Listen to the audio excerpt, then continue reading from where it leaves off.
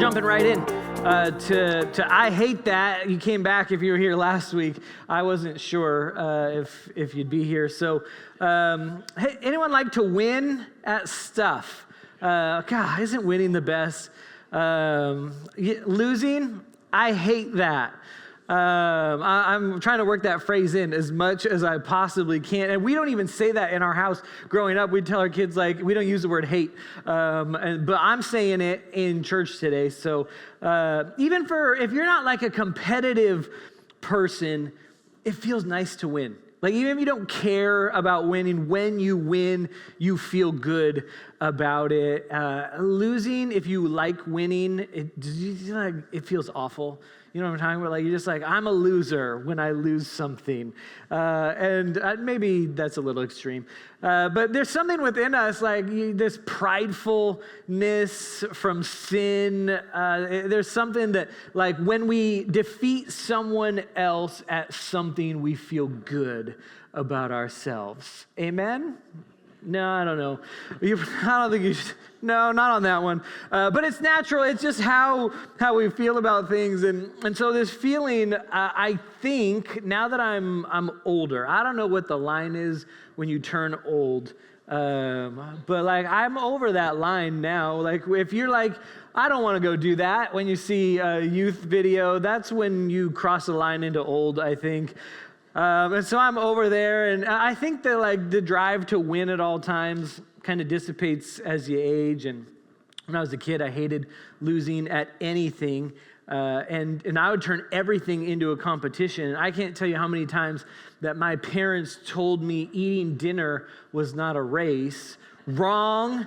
It was a race, and I won all the time. I would dominate at dinner being finished first. I would you know, when you were a kid, when you just race people? When was the last time you just raced somebody? Like, you just be on the playground, you like want to race. My kids are like racing in our house. Like, they just want to race.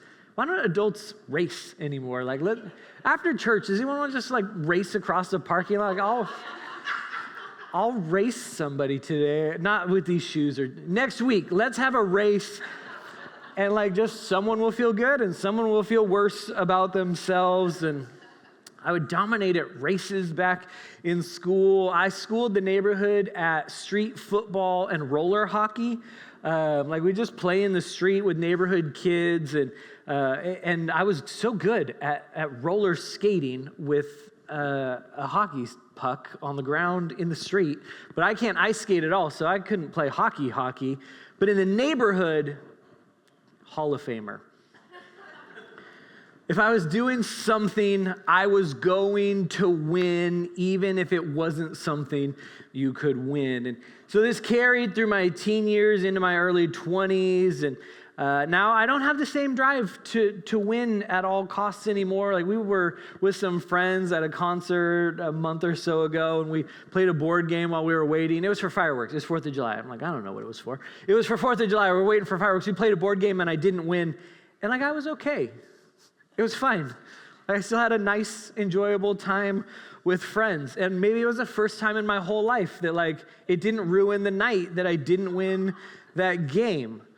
But winning something over someone else is like a surefire way to feel better about yourself, even if it's just for a moment. And I spent a lot of my life thinking that I was a whole lot better than most people at most things because I would beat them at it to prove that I was better.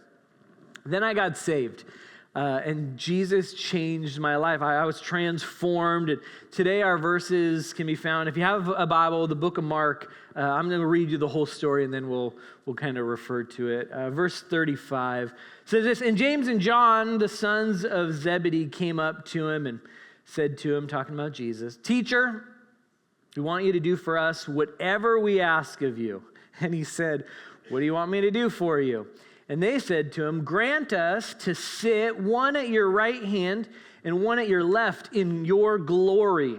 Jesus said, "You don't know what you're asking. Are you able to drink the cup that I drink or be baptized with the baptism with which I am baptized?" And they said, "We are able."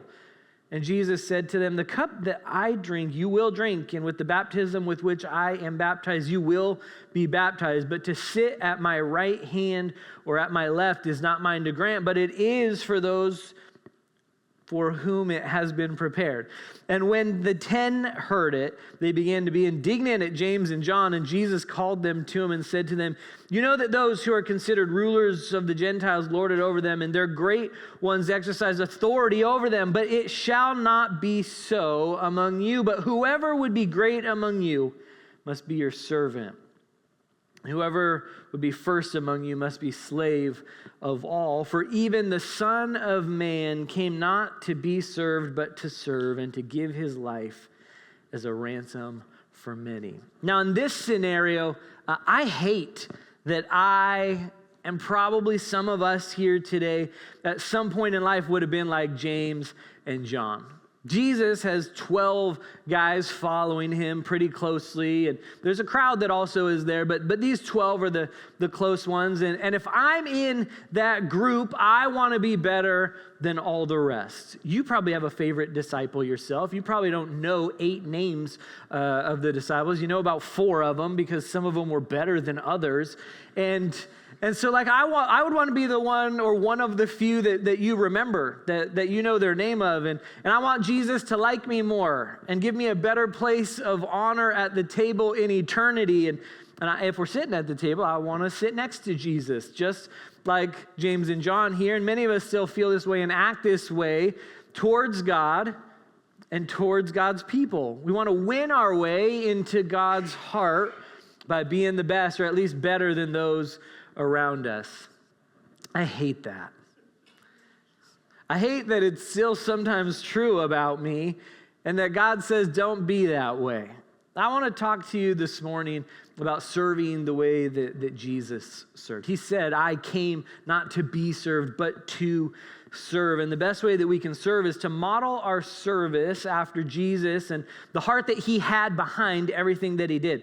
And then for us to have that same heart that Jesus had. And so this situation, the disciples and Jesus, they find themselves in, is awesome. I love it, just from the outside, looking in, seeing what's happening. James and John, they've traveled. These are like their 12 friends, or they're part of this 12-person friend group, is what the kids call it today, right? Everyone's got a friend group. And so Jesus' 12-person friend group, my daughter's like, oh my God. This friend group that Jesus is in, these 2 friends come to Jesus and like, hey, we're better than the rest. We'd like a better spot with you. And they don't even do it in secret. They don't pull them aside. They don't wait till it's just like a smaller group of the friend group. Verse 41 says, all the other 10 overhear Jesus talking with James and John, and they get angry. The audacity. How self-centered. They said, I hate that you would try to do that with Jesus. And the disciples basically say, we're better than the rest. Like the James and John, like, we're better than these guys. We should be treated differently. We should be elevated. And that same attitude that we sometimes have in life, we also bring sometimes when we come to church.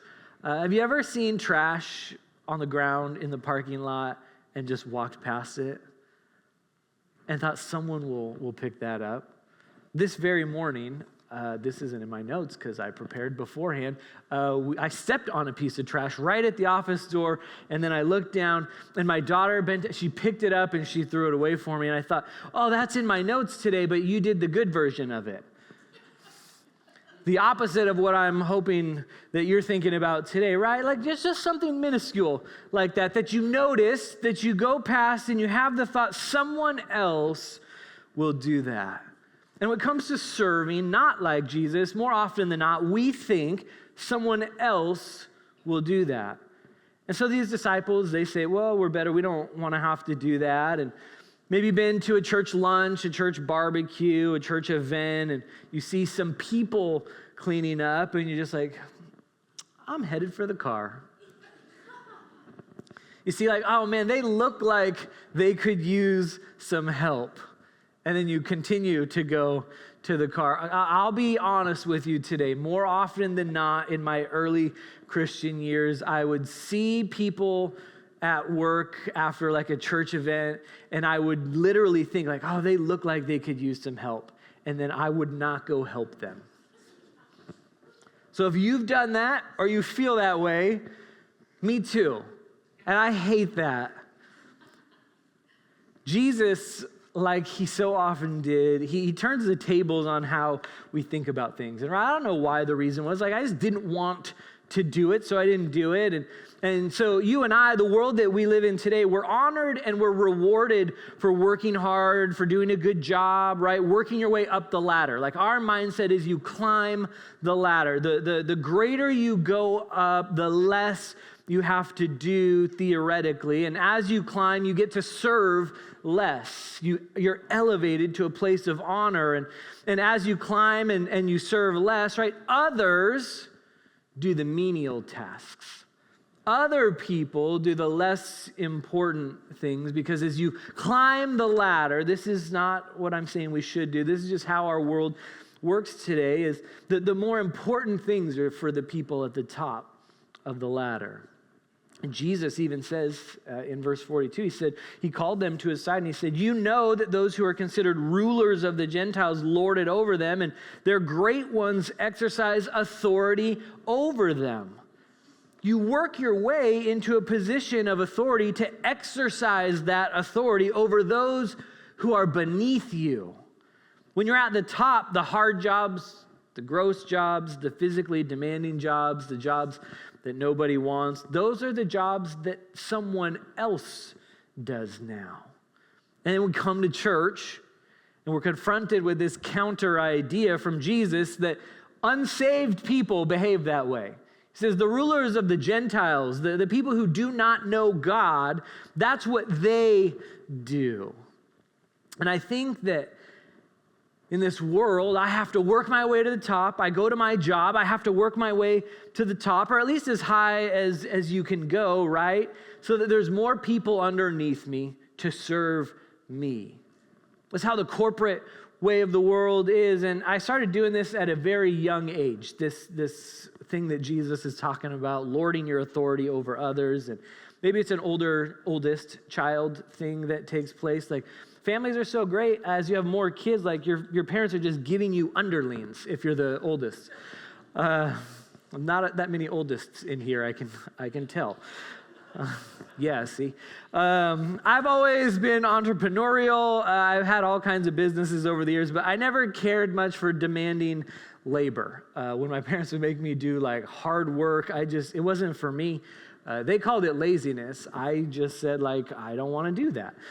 And so when my stepbrothers and I were young teens, we started a landscaping business. I maybe have told you about this before. We took our parents' lawn equipment, lawnmower, edger, weed whacker, and we went door to door and we offered our services. And this was back in the day, like 27 years ago or so, when you could still do that sort of thing. Like, you just show up at random people's houses. They wouldn't kidnap and murder you. And you'd just be a kid and be like, hey, can I mow your lawn for like $5, which back then seemed like a lot of money. And I was told this morning, not that much money. So as the smartest brother, in my opinion, I helped divvy out who did what jobs in our new landscaping company. And one brother would mow the entire lawn, and one would use the weed eater to knock down all the areas where the weeds were. And I would supervise, and I would get...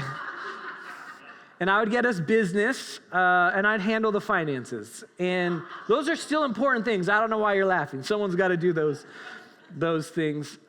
Handling finance, like, here's a $10 bill, I'll just put it in my pocket. That was the banking system that I came up with for our business. And one day we came to this creepy house.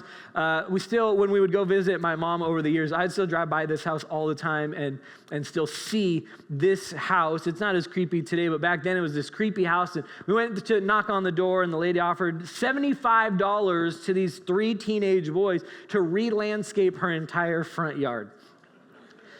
And she had all the rocks already. She had all the mulch and bark that she wanted. And she wanted a dry creek bed run throughout her yard and a few other things. And so $75, you know how many jobs we'd have to do to make this? Like, of course we'll do that. We have no experience in like landscape design. Like, there's not already a creek in place. We're like, yeah, we can totally do that. And she let us. And so I got the brothers to work while I planned on how we would spend our money. And that creek is still there today that my brothers built at my leading. I loved the way it was back then.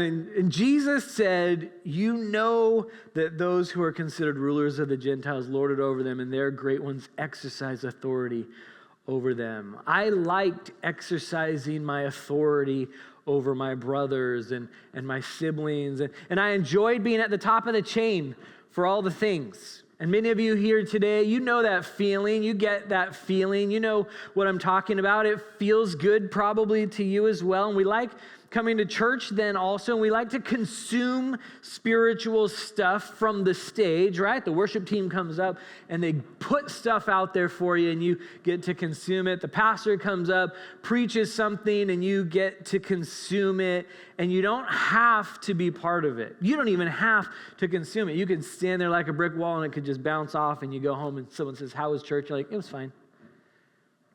And when you come to church to be transformed by Jesus, like, you're actively involved in it. You have to participate in opening up and engaging and singing and receiving all the different things that are taking part. But you can come and you can say, well, I'm not in charge of this. I don't have authority over it. I don't have ownership of it. And I'm not serving. I'm not involved. I'm not sacrificing. And Jesus says, it shall not be so among you. Whoever would be great among you must be your servant, and whoever would be first among you must be slave of all. Philippians chapter 2, verse 3 and 4 says, do nothing from selfish ambition or conceit, but in humility count others more significant than yourselves. Let each of you look not only to his own interest, but to the interests of others. It says it again in Romans chapter 12, verse 3, for by the grace given to me, I say to everyone among you not to think of himself more highly than he ought to think. When I got saved, Jesus had to rewire some things that the Bible said that we talked about last week. Like, I didn't like that. In fact, I hate that. But I love Jesus. So I'm willing to do everything I can to be transformed by him. And if we as a church, if we as followers of Jesus are going to transform this community, if we want to transform the life of a person who doesn't know Jesus, if we want to be part of Adobe, this church that you're called to be at if you're here, and we ultimately want to make like a difference in the world, that we only get one life, the name of the conference, right? You get one life to live for Jesus. We have to do what Jesus told us to do, and we have to serve the way that Jesus showed us and told us to serve. And the local church is a group of people, right? We call this church Adobe, but we all come together on Sundays when we gather in unity for one purpose. That purpose is seeing lives transformed through Jesus. Nobody is better than anybody else in the eyes of God. No job is beneath anyone. And to become greater in the church world, in the kingdom with Jesus, we must become servants. Our job as we follow Jesus is to go to people who nobody else cares about and serve them. Our job in the church is to see things, needs that have to be met, and to say, hey, I have a skill, I have the ability, I have the time, or I don't have the time, but I'll make the time to fill this need. Is to serve our church when we're at church, not just in a ministry. Not to say, well, I went to serve at Adobe. I got involved in a ministry. I'm on the kids team. I'm on the worship team. I'm a greeter. I'm on the sound. It's not to be in a ministry to serve. It's when we're here, we see needs and we serve those who are in need just because we see it and we think, I can help with that. We don't do it out of selfish ambition. We don't say, I'm going to serve the lesser person because I'm so holy. I love Jesus so much that I'm willing to help others. You know Christians like that? I don't think they go here, but you probably know Christians like that. I'll run them off if they feel that way. That's not a good Jesus-following Christian. Right? You know, someone who says, I'll sweep after the event so I can be greater in heaven. That's not the right motivation for doing it. But please stay and sweep after the event. We go and we do that because we understand how important it is to serve others, because how important people are to Jesus. And we do it in our own humility to serve, to say, nothing is beneath me. And so when help is needed, I want to help. And so this week I was reading through stories of great sacrifice and people serving, looking for illustrations. And as I was studying and praying, I came across a bizarre one. I didn't copy and paste it, so I kind of rewrote it. So I'm going to give you a summary of this story I came across. A young 20-ish-year-old man came out of college class one day and saw a young 20-ish-year-old girl homeless, dirty, and begging for money and food. He didn't have any money on him, but he felt compassion for the girl and offered if she wanted to come back to his house, he would cook for her and give her a meal. She was so down and out that the obvious dangers weren't even a consideration. So she went back to the guy's house. He gave her some towels and toiletries and said, you can go clean up. And while she bathed, he cooked dinner for her. After the meal, he was sending her off. She said, I have no way to pay you back. Thank you for your generosity. If you want, I'll sleep with you. The guy declined, told her that he just saw that she was in need and wanted to help. He sent her off with the leftovers, some clothes left behind by an old girlfriend, and a few dollars. The guy would see the girl now and again, bringing her food, taking her out to eat. Eventually, she got a job, but still remained homeless. They spent more and more time getting to know one another through meals. The girl even started paying once in a while. Months went by. The girl still was homeless, but their interactions were more frequent until one day, the man asked her to marry him. According to the story, they're still married today after years of marriage. Now, I read many stories about sacrifice, many stories about serving. I read stuff about Mother Teresa. I've been to Mother Teresa's tomb. I've walked the streets she walked in Calcutta. I didn't see a more compelling story in her life than this one. I read about companies that do good. You buy their stuff and they set aside a portion of the profits to give back. I looked at world leaders who solve problems for those who are less fortunate. The reason I believe this is the story that we needed to hear is this: you never know what someone you serve might become.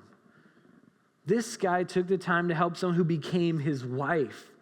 Like, you don't know when you help somebody out what could come of that one selfless act. What one generous act, one opportunity to serve, one moment for you to take a moment to put yourself down a rung and say, let me help you instead of getting what I need. What one prayer could do, what one kind word can do that might change a person's life. And we don't know who, we don't know when, we don't know where, but our job is to be like Jesus, to do what he came to do and to humbly serve as if we were a servant to all. This counters what is inherently in us, the pride that says elevate yourself. And when we were raising the first three kids, we would put them to bed, and when they were little, we'd read them stories from the Bible. We'd tell them stories, and we came to a Bible story from Matthew chapter 20 about laborers in a vineyard. And I'm not going to tell you the entire story today, but the final verse in this story, in Matthew chapter 20, verse 16, says, so those who are last now will be first then, and those who are first will be last. And I live by this still to this day. If you see us at a church picnic or potluck or there's food, I wait till the very end, because I'm so humble. I want to eat first in heaven, and so I'm going to let you go first through the line today. This is actually an old trick I learned from Anthony's mom, who was my pastor's wife, and they had a person at a potluck one time who served some spoiled food, and so if you were there for the spoiled food, you had like church potluck like fear. And so she'd go through the line, and anyone who knew better followed her in the line, and you would only take the things she took, and you would never get sick that way. And so thank you for Anthony's mom. Like, I never got sick at the church potluck, and now I just go last, and if people are getting violently ill who went through first, I know I'm good. Hopefully that's not the reason.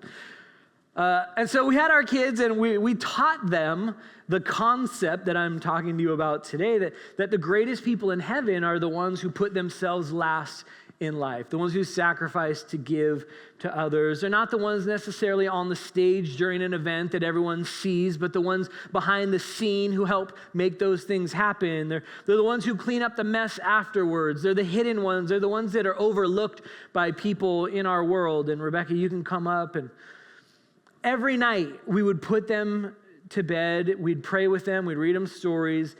And I started getting this new odd request from the girls. And it'd be, Dad, will you pray with me last?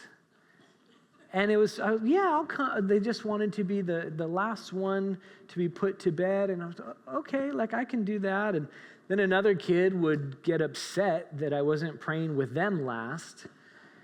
And I couldn't figure out why this was such an issue suddenly until one night Abigail was in tears because I prayed with her first. Like I prayed with her and then she's weeping. And I said, like, what's like bad prayer, Dad? Like, what am I, like trying to think, what the heck did I pray? And I asked her what's wrong, and she said she wanted to be first in heaven, and that if I came and I prayed with her first at bedtime, she couldn't be first. First, if only we were all this sensitive to like the things of the Bible and that Jesus taught, like what a great thing. And she doesn't like examples being made of her. If I use my kids for an example, I pay them $5, and that's when I learned $5 isn't that much money anymore. But it was so sweet, this little girl who we told something from the Bible, and like she just believed it literally exactly as we said it. And it is sort of true literally, but not to that extreme, not to the point where like you got to cry at night because you're heartbroken that Jesus can't see you. But secondly, like when it came to my kids and bedtime and praying, these little sinners created a competition to be prayed with last so that they would win with the Lord, just like James and John with the other disciples. Like, we love God so much, we want to beat you in heaven and have a better house than you have and have more favor with the Lord. And they're like 3, 4, 5 years old. Hopefully we've gotten better at parenting, because like these were accidental things that were just happening. And so it happened with the disciples 2,000 years later. It happened with my kids in our house. And you and I still want to be greater than other people. And we want to do it even sometimes in the kingdom. And sometimes we do it right in front of other followers of Jesus.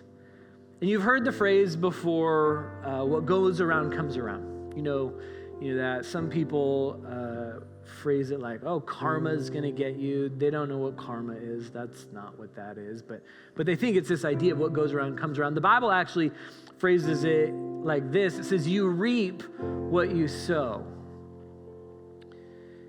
It's actually what you put out, what you sow into the lives of others is what will come back to you. It's not what goes around comes around. It's what you put out comes back to you. That's a spiritual, biblical principle.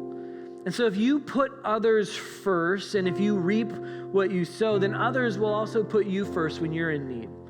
Serving works like this in the kingdom. If everyone is putting everyone else ahead of themselves, and we think of others ahead of ourselves, then we'll all constantly be serving one another. All the needs will always be met because we're always looking out for others.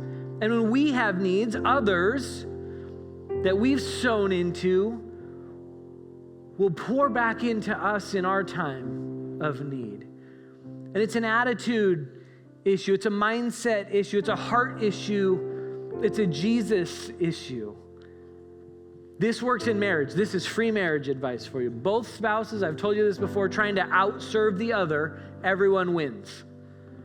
It works in church. If we're all helping and working together, the job gets done better and faster than when it's just a few people. The average organization, church, not church, 20% of the people do 80% of the work. It shouldn't be that way in churches. This principle works at your job. When you serve others, it will raise the level that your superiors see you at. They'll be, wow, look at that individual. It will make you stand out when you serve others. It works everywhere. The ones who stay to serve are always everyone's favorites. Someone who is helpful to you, you remember that. You think about that. It's noticeable. And John the Baptist, maybe one of the most famous people during Jesus' time, a guy who had developed a really strong following. He is like, before Jesus, like he's got a big crowd of followers, and Jesus comes onto the scene, and it kind of is viewed as a competition. And he gives us one of my favorite verses in the Bible.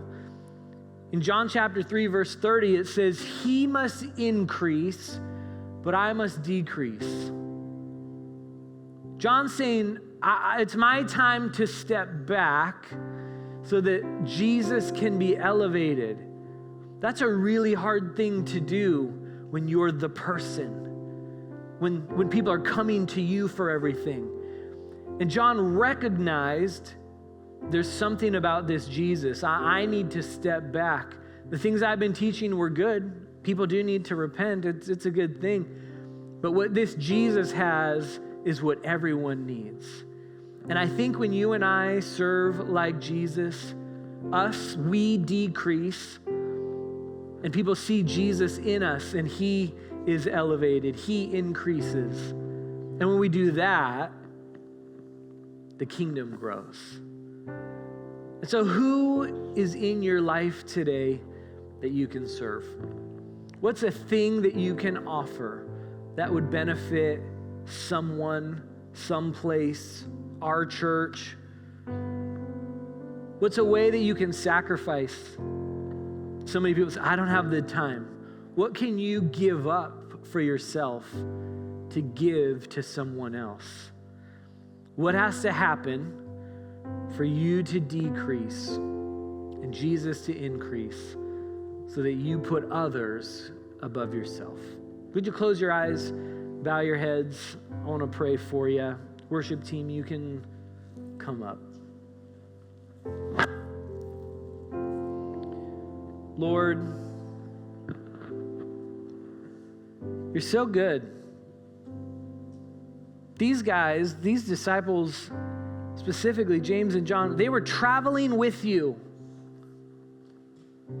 hearing you teach in person, hugging your neck, shaking your hand, in proximity to you, seeing miracles. And even they came to you, and they wanted to be elevated. And God, so many of us in here today have that same desire. We want to be seen. We want to be known. We want more followers. Whatever it is, Lord, that's in us that causes that pride, that insecurity. Lord, I pray today that we would just simply do what Jesus said. Jesus came. He was the most important person to ever live. And he said, I didn't come to be served, but to serve. And Lord, I believe for all of us today, the way to recognition in your eyes, the way to recognition in the kingdom, and even the way to be recognized in the world, Lord, because you elevate, you promote. The way we do that is by serving. It's by taking the lower path. Maybe sometimes the longer one, the shorter one, is paved with pitfalls. But Lord, when we lower ourselves to serve the way you serve, we become like you. And then Jesus is elevated. Your kingdom is spotlighted. And so, Lord, would you just speak to our hearts today? I think we're going to re-sing that chorus, Build My Life, Lord. And as we sing it, would you just help us? Would you point out some things in our lives where we can build our life upon you? Or maybe we need to take a step back or decrease ourselves and increase you. Lord, it's a time for us to take inventory. There's no hands raised today. It's just you and us. And Lord, our prayer is that we would decrease, that you would increase, and that we would become servants the same way that you were. We pray this in Jesus' name. Amen.